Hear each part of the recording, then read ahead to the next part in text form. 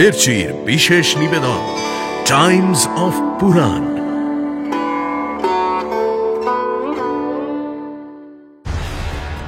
কংসের দুর্বুদ্ধি তো আছেই। তুমি গোকুলে নেই, এই সময় সে যদি কোনোভাবে সেখানকার ক্ষতি করে। পদ্মপাতার উপর একটি শিশু, আশ্চর্য তো। আপনার ছেলে তো সাক্ষাৎ দেবতার মতো সুন্দর। আপনার তপবলের কাছে কংসের ষড়যন্ত্র কখনোই জয়ী হতে পারবে না গুরুদেব। তাহলে কি সত্যি সেখানে কোনো বিপদ ঘনিয়ে আসছে? শুনছেন মহর্ষি বেদব্যাস রচিত শ্রীমদ্ ভাগবত মহাপুরাণ ও গর্গ সংহিত অবলম্বনে কৃষ্ণ কথা। আজ শুনবেন কৃষ্ণের নামকরণ। হরি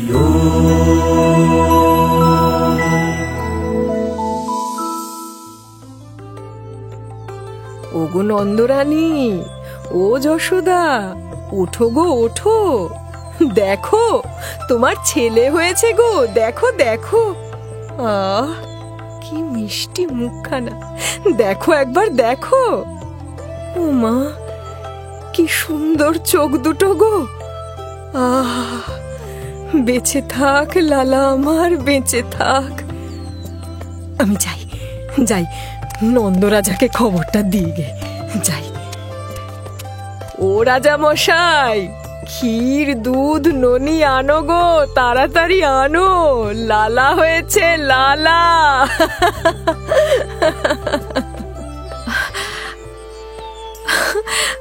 সত্যি তো, ও মা, কি অপূর্ব মুখখানা।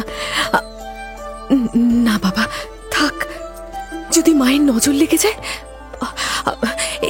একটু কাজল, একটু কাজল কোথায় পাই?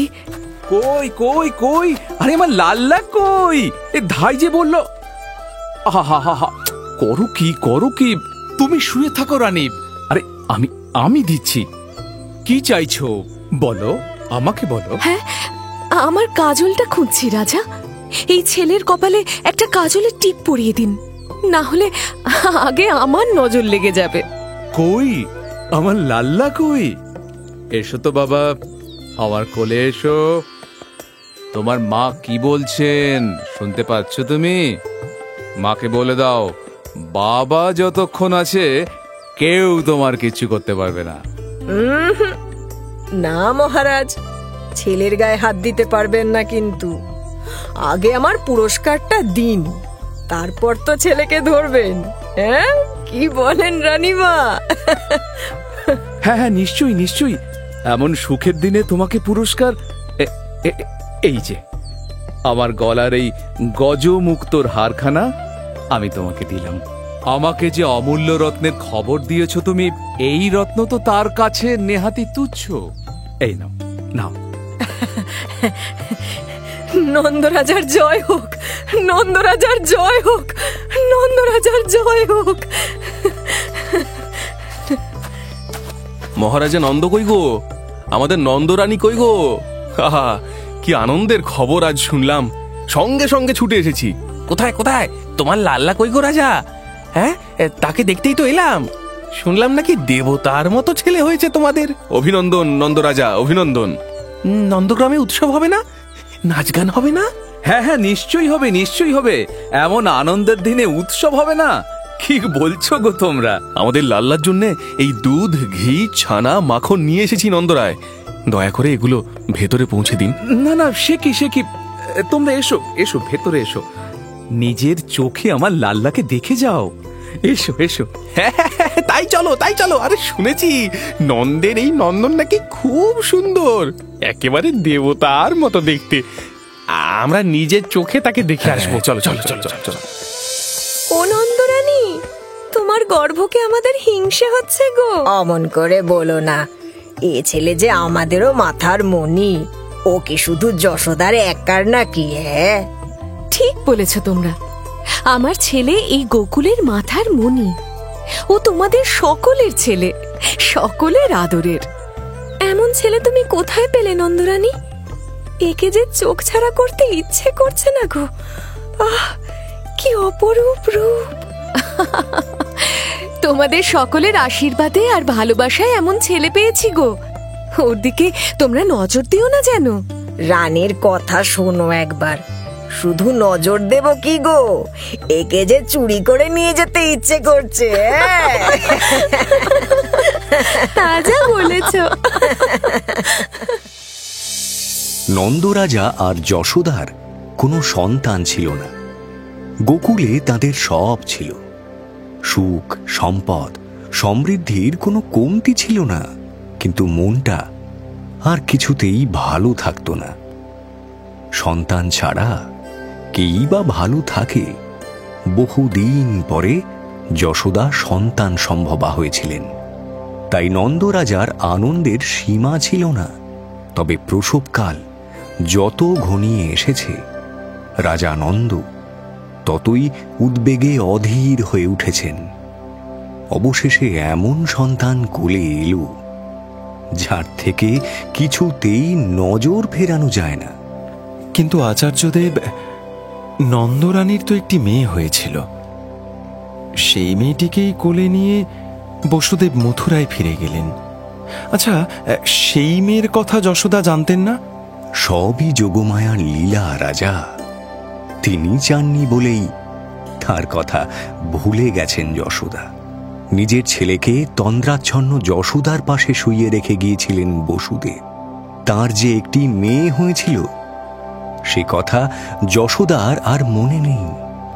ভোরবেলা সুস্থ হওয়ার পরে একটি শিশুপুত্রকে দেখতে পেলেন তিনি। ভাবলেন বুঝি এই শিশুটি তার গর্ভজাত।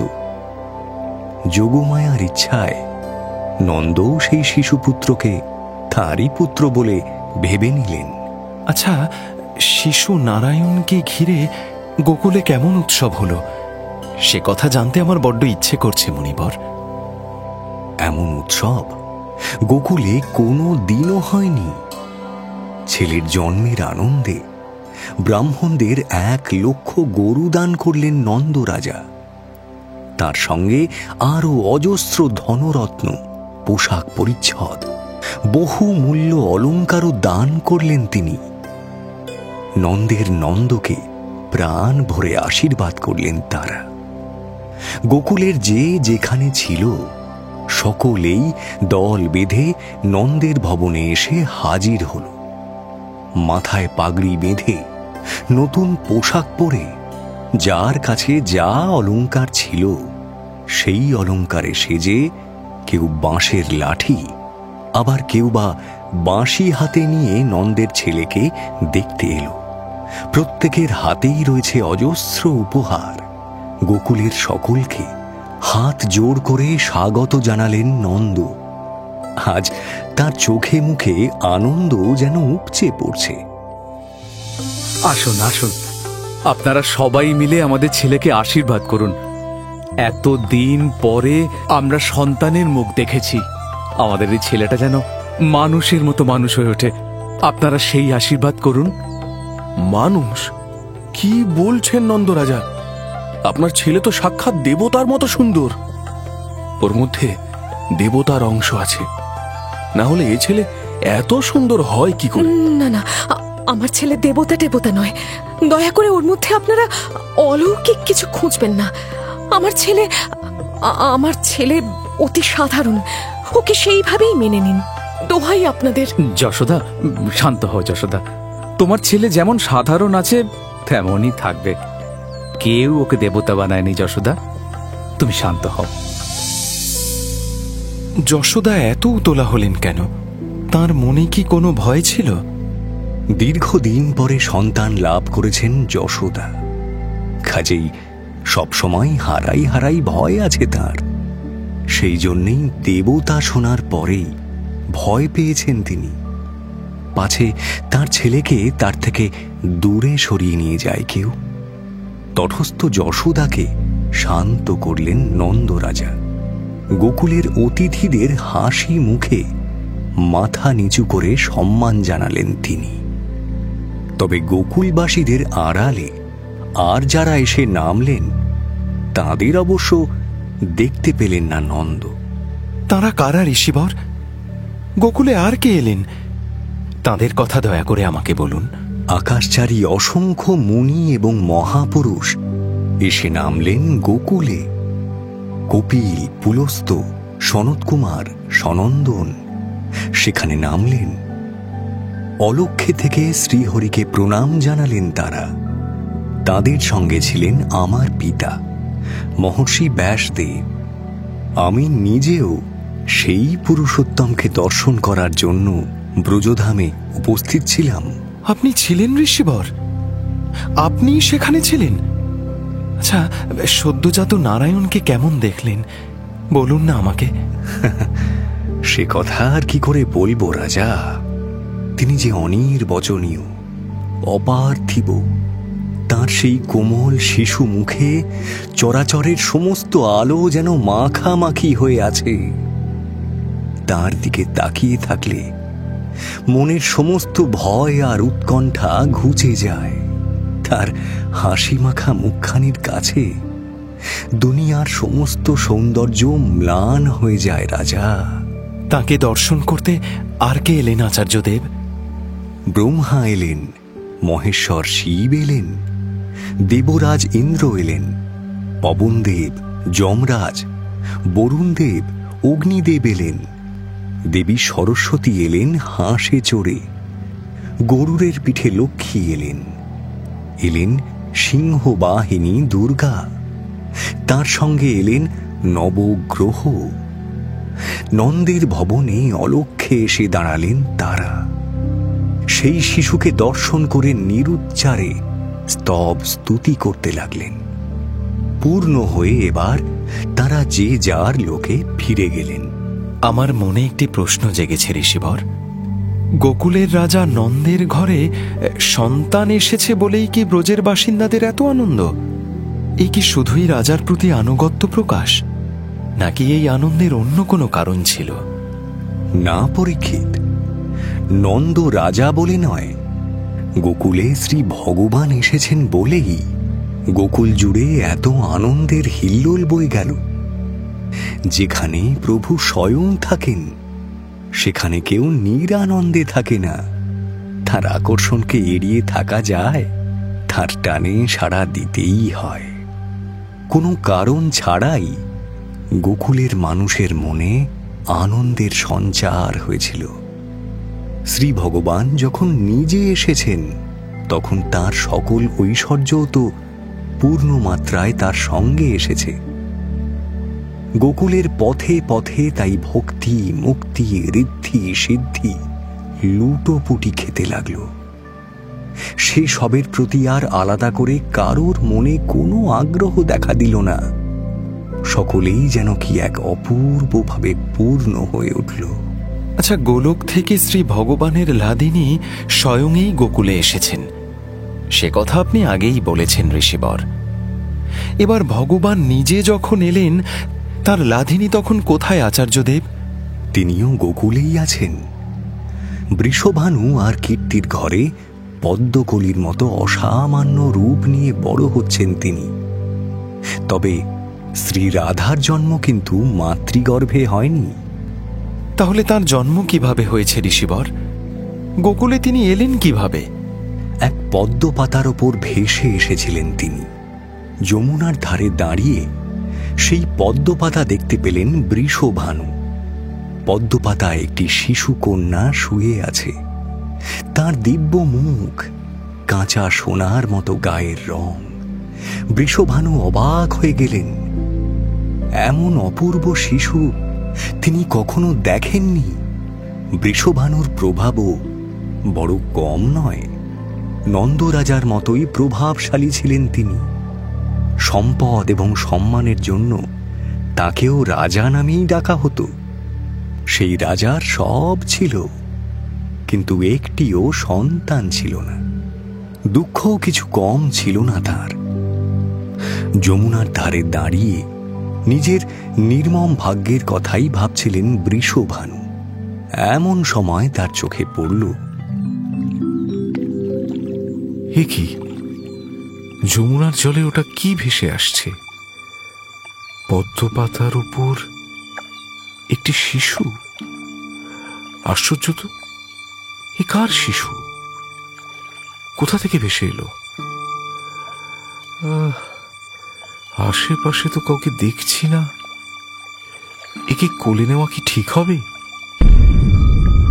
ইতস্তত করে শিশুটিকে কোলেই তুলে নিলেন বৃষভানু। শিশুটি একটি মেয়ে, আর তখনই এক দিব্য আবেশে তার মন ভরে উঠল, শরীরে যেন রোমাঞ্চ জাগল। অবাক হয়ে গেলেন বৃষভানু। এত আনন্দ এর আগে কখনো জাগেনি তো। মেয়েটিকে কোলে নিয়ে স্ত্রী কীর্তির কাছে ছুটে গেলেন তিনি। কীর্তি, কীর্তি, এই দেখো, এই দেখো দেখো দেখো কাকে এনেছি। ও মা, কি সুন্দর গো! এই মেয়েটিকে কোথায় পেলেন রাজা? যমুনা দেবী আমাদের জন্য এই মেয়েকে পাঠিয়েছেন রানী। যমুনার জল থেকে একে উঠিয়ে এনেছি। এ আমাদের মেয়ে, আমাদের মেয়ে।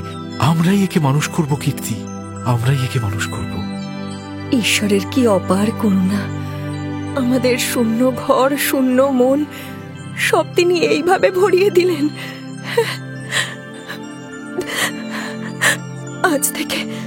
আজ থেকে এই মেয়েটি আমাদের মেয়ে, আমরাই এর বাবা মা। দেবকীর অষ্টম সন্তানকে নিয়ে বসুদেব তখনও গোকুলে আসেননি। সেই পরম পুরুষের আবির্ভাব ঘটতে তখনও 9 মাস বাকি আছে। সেই সময় সেই অপার্থিব কন্যা বৃষভানুর ঘরে এসে পৌঁছল। রানী কীর্তির পরম আদরে একটু একটু করে বড় হয়ে উঠছে সেই মেয়ে।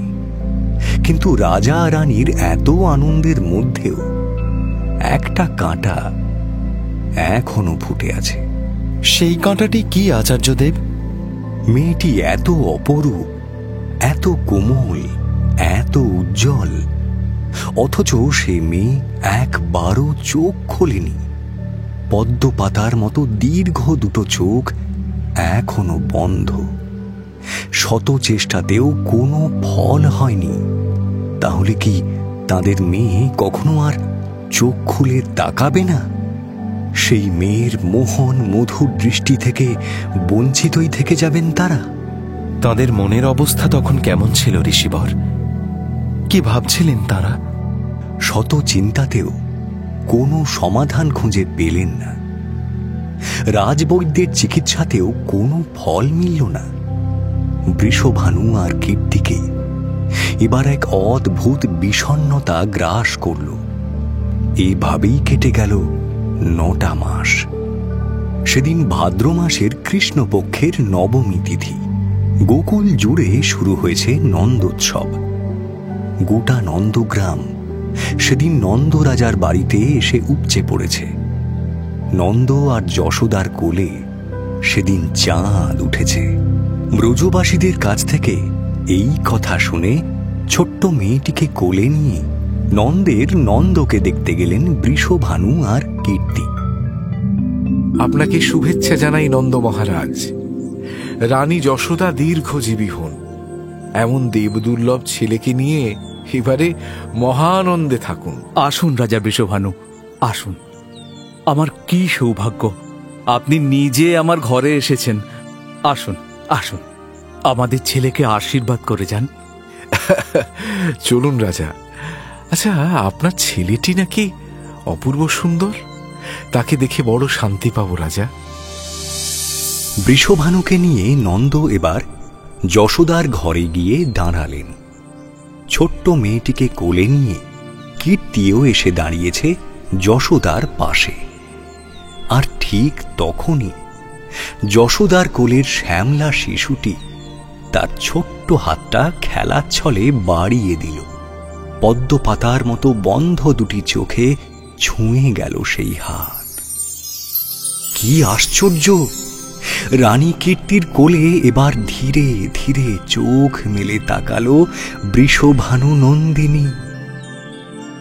যশোদা দুলালের দিকে এক দৃষ্টে তাকিয়ে রইল সেই শিশু। মুখে তার অপার্থিব দ্যুতি।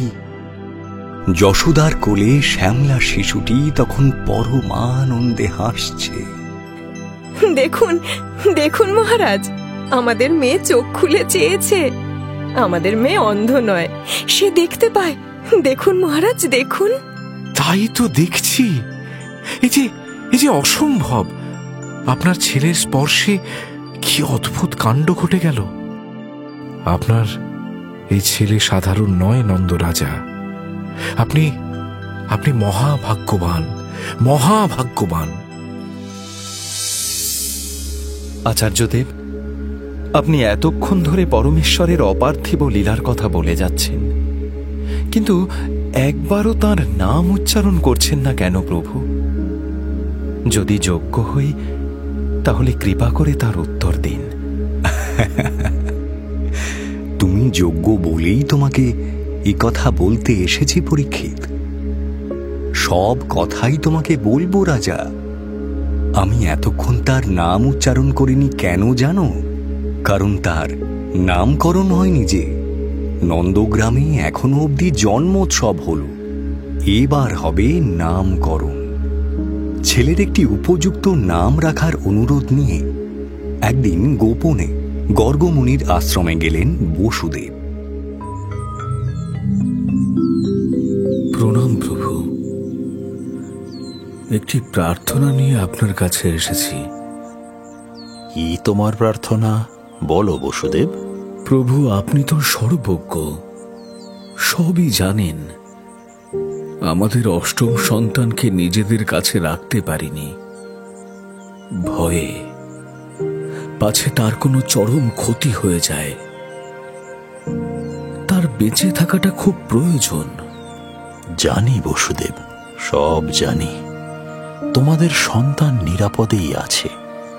বিশ্ব সংসারের ভয় বিনাশ করতে যিনি এসেছেন, তাকে আর কে ভয় দেখাবে বসুদেব? তুমি চিন্তা করো না।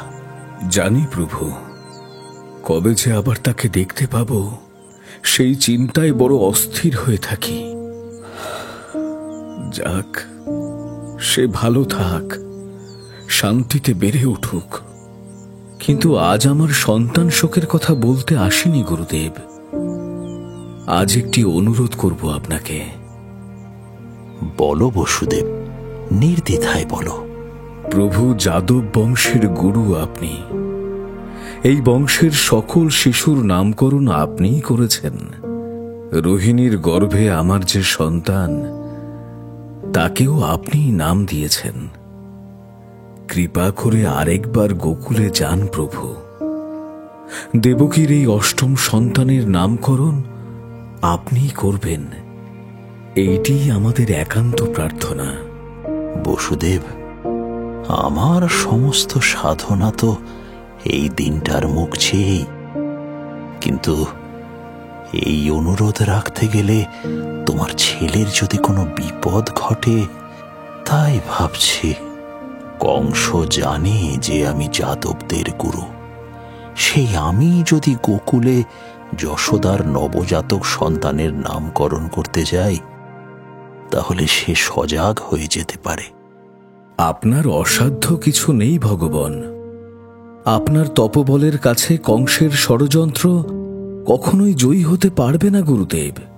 কিন্তু আপনি নামকরণ না করলে আমার ছেলের যে অমঙ্গল হবে প্রভু।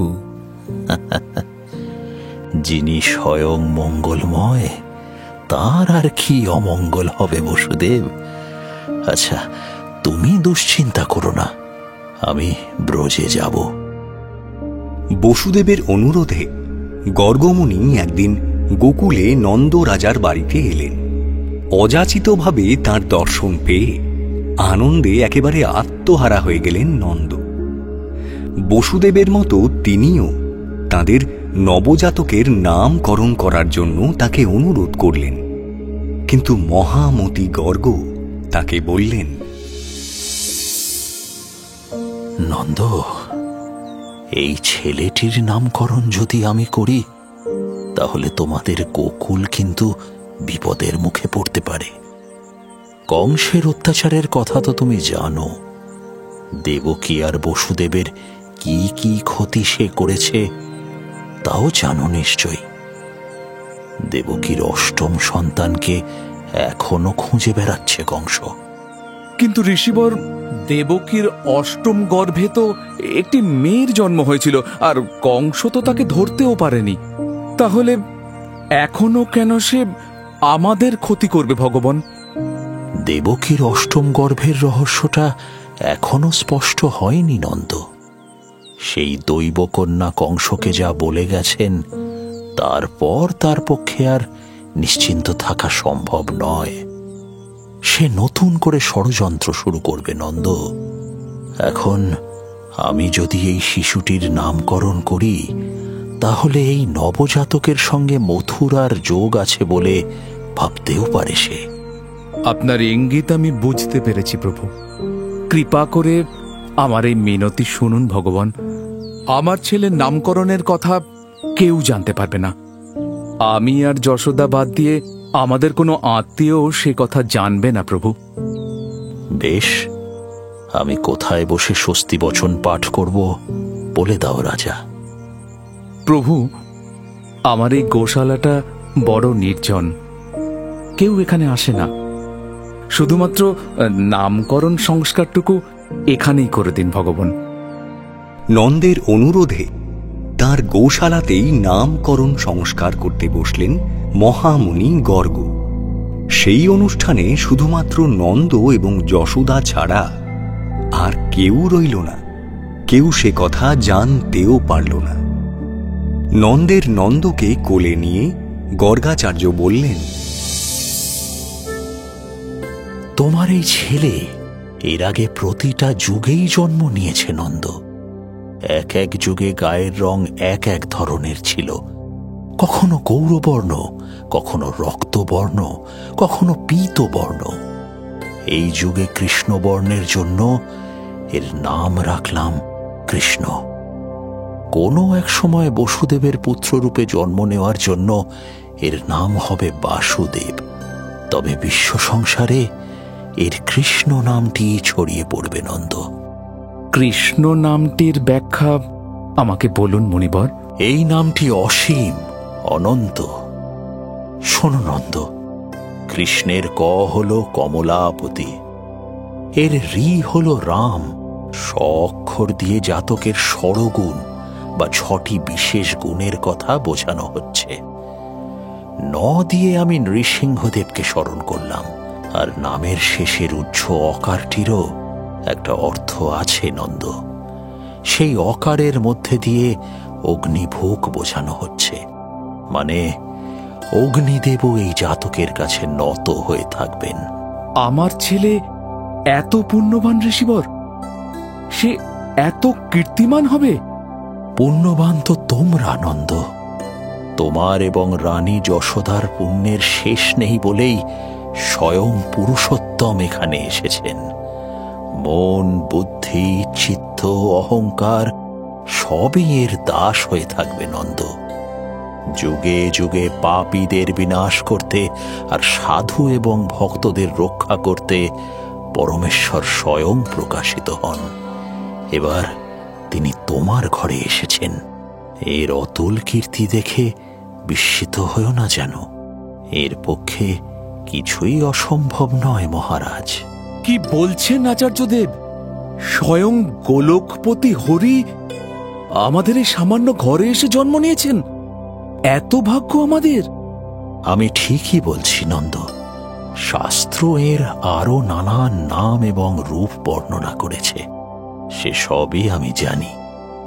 ইনি স্বয়ং সৃষ্টি সংসারের আশ্রয়। এখন তোমরাই একে আশ্রয় দিয়ে বড় করে তুলবে, এইটি তার অপূর্ব লীলা। রোহিণীর পুত্র বলরামকে এই বাসুদেবের সেবক বলে যেন। অবশ্য তিনিও এই কৃষ্ণেরই আরেক রূপ, কেউ কারো থেকে ভিন্ন নয়। আমাদের কি এমন ভাগ্য মহামুনি যে স্বয়ং অনন্ত নারায়ণ আমাদের ঘরে নেমে এসেছেন? তোমাদের তপস্যা তাকে এই ঘরে নামিয়ে এনেছে। তোমরা তার অনুগত। তোমাদের প্রেমে তিনি সাড়া দিয়েছেন। তাঁকে স্মরণ করলে স্বর্গে, মর্তে, পাতালে কেউ কখনো বিপদে পড়ে না। তোমার এই ছেলেটি সাক্ষাৎ পরমেশ্বর। একে দর্শন করলে অশেষ কল্যাণ হয় রাজা। আমরা ধন্য হলাম প্রভু, আমরা ধন্য হলাম। নন্দরাজার যশোদা মাকে সব কথা বলে এলেন গর্গমুনি। তার ছেলে যে আসলে কে সে কথাও জেনে গেলেন তিনি। আচ্ছা, এমন ছেলেকে কেউ কি আর সন্তান জ্ঞানে মানুষ করতে পারেন? ঈশ্বর ভেবে তারা তার সেবা করবেন তো আচার্যদেব।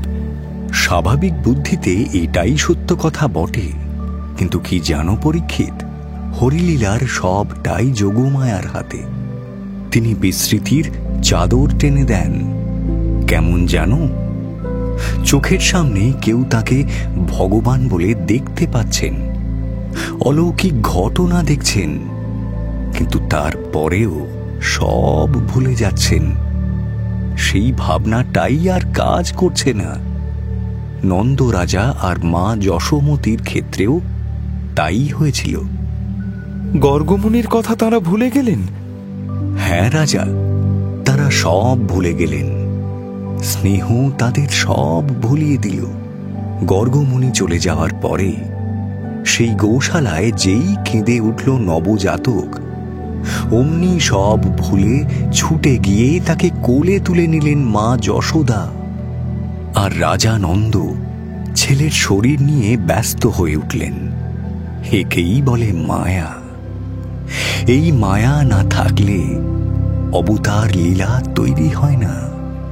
ঈশ্বরের সৃষ্টিও আসলে এই মায়া।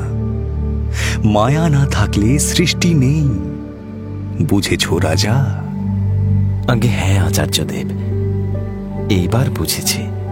নন্দ আর যশোদা যে তার কথা ভুলে যাবেন, গর্গমুনি তা জানতেন। তাই নিশ্চিন্তে শ্রীকৃষ্ণের প্রকৃত পরিচয় তাদের কাছে জানিয়ে এসেছিলেন। তারপর সেখান থেকে তিনি বৃষভানু গোপের ঘরে গিয়ে উপস্থিত হলেন। নমো নারায়ণায়। গৃহস্বামী কি গৃহে আছেন নাকি? কি সৌভাগ্য, কি সৌভাগ্য! যার দর্শন পেতে হলে সাধনা করতে হয়, আজ সেই তিনি অযাচিতভাবে আমার দরজায় এসে উপস্থিত। গর্গাচার্য, বৃষভানুর প্রণাম গ্রহণ করুন। কল্যাণ হোক, কল্যাণ হোক। সন্ন্যাসীর মঙ্গল স্পর্শে গৃহীর ঘর আজ তীর্থ হয়ে উঠল। আচ্ছা, আপনার কি সেবা করব প্রভু? আদেশ দিন। না বৃষভানু, তোমাকে কোনো আদেশ দিতে আসেনি। তোমার কন্যাকে দর্শন করতে এসেছি। আমার কন্যা আপনার দর্শনে পবিত্র হবে মহামুনি? আপনি স্বয়ং তাকে দর্শন করতে এসেছেন? আমার সঙ্গে যমুনার তীরে চলো বৃষভানু, তোমাকে একটি গোপন কথা বলার আছে। বৃষভানুকে সঙ্গে নিয়ে যমুনার ধারে এসে বসলেন গর্গমুনি। সেখানে আশেপাশে আর কেউ নেই। বৃষভানুকে যে বার্তা তিনি শোনাবেন, তার জন্য এমন নিস্তব্ধতার খুব প্রয়োজন ছিল। যমুনার তীরে এসে গর্গমুনিকে প্রণাম করে বৃষভানু জিজ্ঞাসা করলেন, হে মহামুনি, মানুষ সারা জন্মেও হয়তো একবারও আপনার দর্শন পায় না, আর আমার কাছে আপনি স্বয়ং এসেছেন। আর কখনো আসবেন কিনা তাও জানি না। কৃপা করে আমাকে একটি উত্তর দিয়ে যান প্রভু। বলো বৃষভানু, কি জানতে চাইছো তুমি? রাধিকা, মানে আমাদের বড় মেয়েকে বড় অদ্ভুত উপায় পেয়েছি আমরা। বহু আদর যত্ন দিয়ে সেই মেয়েকে পালন করে চলেছি। এমন মেয়েকে তো আর যেখানে সেখানে বিবাহ দিতে পারবো না। ভবিষ্যতে কোথায় এর বিবাহ দেব সে কথা আমাকে বলে দিন প্রভু। সে কথা বলবো বলেই তোমাকে এখানে নিয়ে এসেছি বৃষভানু। অসংখ্য ব্রহ্মাণ্ডের অধীশ্বর গোলকপতি নারায়ণ স্বয়ং নন্দের ছেলে হয়ে এসেছেন। তোমার মেয়েকে তার হাতেই অর্পণ করো বৃষভানু। সেই নন্দের নন্দনের চেয়ে উপযুক্ত বর আর কোথাও খুঁজে পাবে না। এই কি শোনালেন মহামুনি? আহা, নন্দের কি ভাগ্য! এমন ভাগ্য কোনো মানুষের হতে পারে?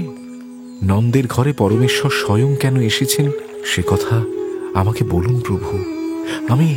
আমি আর ধৈর্য ধরতে পারছি না যে। অত্যাচারী কংসকে বধ করে জগতের সমস্ত শোক এবং দুঃখ বিনাশ করবেন বলে তিনি স্বয়ং এসেছেন বৃষভানু। সৃষ্টিকর্তা ব্রহ্মার প্রার্থনায় এবার পরম ব্রহ্ম স্বয়ং মর্তে নেমে এসেছেন। আহা, পরম ব্রহ্মের সঙ্গে মিলনের মতো ভাগ্য কি রাধিকার আছে মুনিবর? এত তপস্যা কি আছে তার? তোমার ঘরে যে কে এসেছেন সে কথা তুমি জানো না বৃষভানু? তুমি কিছু বুঝতে পারোনি? না মহামুনি, আপনি কি বলছেন আমি সত্যিই জানি না। আমাদের রাধিকা। তোমাদের রাধিকা ইচ্ছে করেছেন বলেই তুমি আর রানী কীর্তি এই গোকুলে জন্ম নিতে পেরেছ। এই অপাপ বৃদ্ধা কন্যাকে নিজের সন্তানের মতো লালন পালন করতে পারছ। নন্দ আর তোমার ভাগ্যে কোনো তফাৎ নেই বৃষভানু। আমাকে আমাকে ক্ষমা করবেন, আমি কিছুই বুঝতে পারলাম না প্রভু। দয়া করে আমাকে আর অন্ধকারে রাখবেন না। আমার রাধা, আমার রাধা আসলে কে বলুন প্রভু, আমাকে সবটা বলুন। গোলকের পরম রাধিকাই তোমাদের রাধা হয়ে এসেছেন বৃষভানু। তিনিই হলেন পরমাত্মার প্রেম এবং আনন্দ। নন্দের কৃষ্ণ যেমন স্বয়ং পরম ব্রহ্ম, তেমনি তোমাদের রাধিকাও তাঁর মহাশক্তি। তাই তারা দুজনেই একসঙ্গে জন্ম নিয়েছেন। আমার ঘরে আমার এমন ভাগ্য। মহামুনি গর্গের সামনে আর কোনো কথা বলতে পারলেন না বৃষভানু। দু চোখ জলে ভরে এলো তাঁর, মাথা নিচু হয়ে এলো। এই অদ্ভুত ভাগ্যের কথা জানানোর জন্য রানী কীর্তিকে ডেকে নিয়ে এলেন বৃষভানু। রাধাকে দেখার পর থেকে ঠিক যা যা ঘটেছে সে সব কথা নিজেদের মধ্যে আলোচনা করতে লাগলেন তারা। বৃষভানু আর কীর্তির চোখের সামনে থেকে এবার একটু একটু করে পর্দা সরে যাচ্ছে। এবার তারা বুঝতে পারছেন যে জন্মের পর থেকে তাদের রাধা কেন চোখ খোলেননি, কেন শিশু কৃষ্ণের স্পর্শ পেয়ে তবে তিনি প্রথম তার দিকেই তাকিয়ে দেখলেন। হে মহামুনি, কৃষ্ণ আর রাধার মধ্যে মিলন অনিবার্য। আপনি যদি নিজে হাতে তাদের সেই মহামিলন ঘটিয়ে দেন তাহলে আমরা কৃতার্থ হব প্রভু। না বৃষভানু, ব্রহ্ম আর শক্তির মধ্যে মিলন ঘটিয়ে দেওয়ার মতো যোগ্যতা আমারও নেই। সময় আসুক, প্রজাপিতা ব্রহ্মা স্বয়ং এই কাজের জন্য নেমে আসবেন। তোমরা চিন্তা করো না, সবই আগে থেকে নির্ধারিত হয়ে আছে বৃষভানু। রাধা কৃষ্ণকে দর্শন করে ব্রজধাম থেকে চলে গেলেন গর্গমুনি। নন্দের ঘরে পরম যত্নে বড় হয়ে উঠতে লাগলেন কৃষ্ণ আর বলরাম। এদিকে কীর্তি এবং বৃষভানুর আদরে শিশু রাধার শোভাও ধীরে ধীরে চাঁদের কলার মতো ছড়িয়ে পড়তে লাগল। সুখে আর আনন্দে ভাসতে লাগলো ব্রজধাম। আমার একটি প্রশ্ন আছে আচার্যদেব। দেবকী আর বসুদেবকে তো মুক্তি দিয়েছিলেন কংস, তাহলে নিজের ছেলেকে দেখতে বসুদেব কেন ব্রজে এলেন না? বসুদেবকে মুক্তি দিলেও কংসের নজর কিন্তু তার উপর ছিল। কেন জানো? কারণ দেবকীর অষ্টম গর্ভের রহস্যটা কংস মন থেকে মেনে নিতে পারেননি, আবার অবিশ্বাসও করতে পারেননি। নিজে চোখে যা দেখেছেন তাকে অবিশ্বাস করবেন কি করে? তাই নবজাতক শিশুদের খোঁজ করছিলেন কংস। এর মধ্যে বসুদেব যদি ব্রজে যান তাহলে কংসের সন্দেহ জোরদার হতো। তাই নিজেকে সংযত করে রেখেছিলেন তিনি। আচ্ছা, কৃষ্ণ বলরামের খবর তাঁরা কোথা থেকে পেতেন ঋষিবর? বসুদেব গোকুলে না গেলেও নন্দ কিন্তু মথুরায় আসতেন। গোকুল ছিল মথুরার করদ অঞ্চল। রাজা কংসকে কর দিতে আসতেন নন্দ। বসুদেব আর নন্দের মধ্যে অত্যন্ত গভীর সম্পর্ক ছিল। কাজেই মথুরায় এলেই বসুদেবের সঙ্গে দেখা করতেন তিনি। কৃষ্ণের জন্মের পর বসুদেবের সঙ্গে মহারাজের কবে দেখা হলো আচার্যদেব? আচ্ছা, বসুদেবকে দেখে তিনি কিছুই বুঝতে পারলেন না? গোকুলে নন্দোৎসবের অল্প কিছুদিন পরেই কংসের কর নিয়ে মহারাজ নন্দ মথুরায় এলেন। রাজবাড়ির কর্তব্য শেষ করেই বসুদেবের সঙ্গে দেখা করতে গেলেন তিনি। নন্দকে দেখে আনন্দে আর আবেগে তাকে জড়িয়ে ধরলেন বসুদেব। এসো রাজা, এসো। তোমার সৌভাগ্যের সংবাদ আমি জানি। কি যে আনন্দ পেয়েছি সে বলার নয়।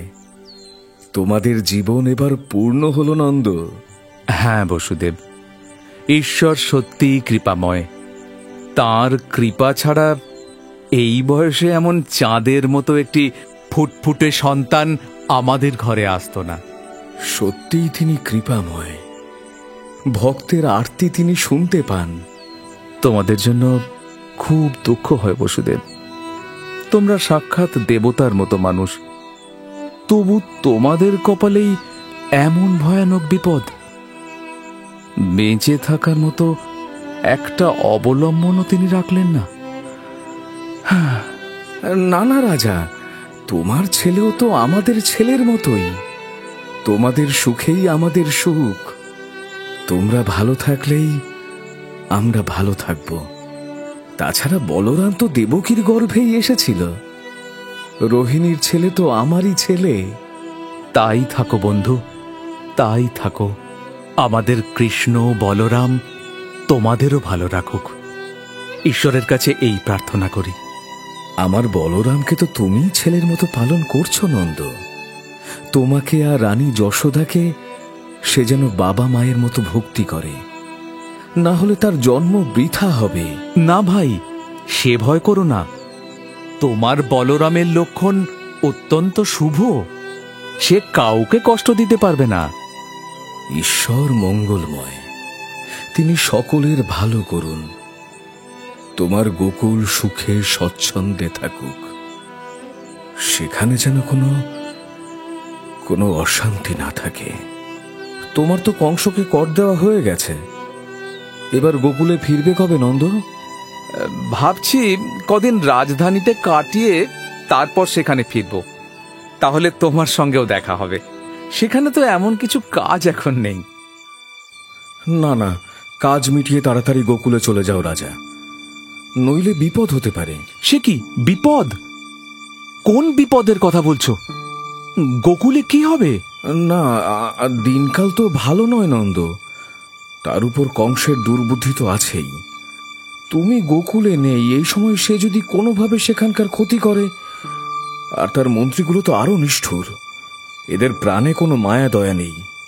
তুমি না থাকলে গোকুলের সুরক্ষা বলে কিছু থাকবে না। তাই বলছিলাম আর কি।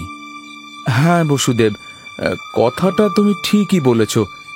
এটা তো আমি ভেবে দেখিনি।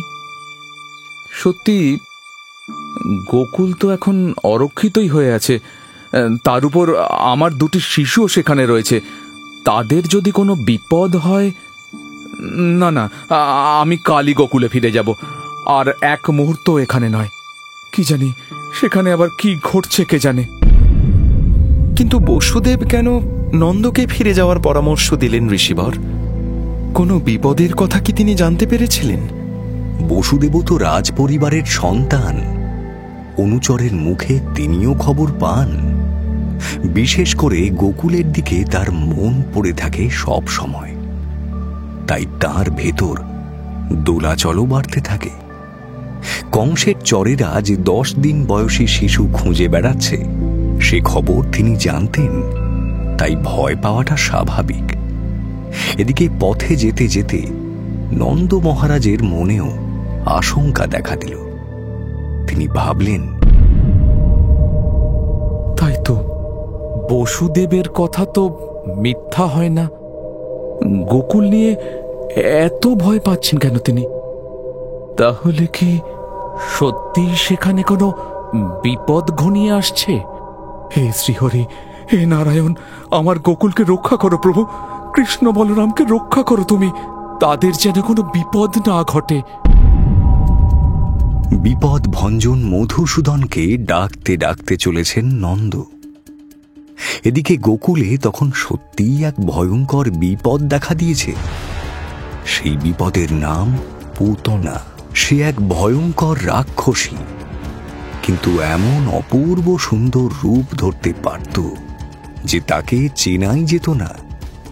কংসের সবচেয়ে ভরসার কাঁধ ছিল এই পুতনা। এবার তোমাকে সেই কথাই বলবো রাজা।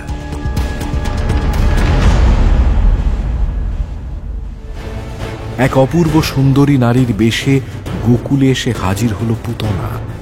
সেখানকার শিশুদের ভুলিয়ে গোপন জায়গায় নিয়ে গিয়ে সে দুধ খাওয়ায়। তার বুকে বিষ মাখানো আছে। একের পর এক শিশুর মৃত্যু ঘটতে লাগলো গোকুলে। তারপর সেই কাহিনী নিয়েই ফিরে আসছি আগামী পর্বে। শুনলেন মহর্ষি বেদব্যাস রচিত শ্রীমদ্ ভাগবত মহাপুরাণ ও গর্গ সংহিত অবলম্বনে কৃষ্ণ কথা। মুখ্য ভূমিকায় সুখদেব শুভজিৎ চ্যাটার্জি, পরীক্ষিত স্পন্দন দাস, ধাই সঙ্গীতা গাঙ্গুলি, নন্দ ইন্দ্রজিৎ বক্সি, যশোদা জৈত্রী ব্যানার্জি, ব্রজবাসী পুরুষ জয় মহাপাত্র, বৃষভানু সৌভিক গুহ সরকার, বসুদেব মলয় দেবনাথ, গর্গ ইন্দ্রনীল ভাদুরী। নাট্যরূপ মহুয়া ব্যানার্জি, শব্দগ্রহণ ও আবহ সত্যজিৎ সেন, শব্দ পরিকল্পনা ও মিশ্রণ সব্যসাচী মুখার্জি, পরিচালনায় শাওলি মজুমদার, সৃজনশীল পরিচালনা ইন্দ্রাণী চক্রবর্তী, প্রযোজনা প্যাস্টেল এন্টারটেইনমেন্ট। টাইমস অফ পুরাণ আপনার জন্য মির্চি বাংলা ইউটিউব চ্যানেল এবং গানা অ্যাপে।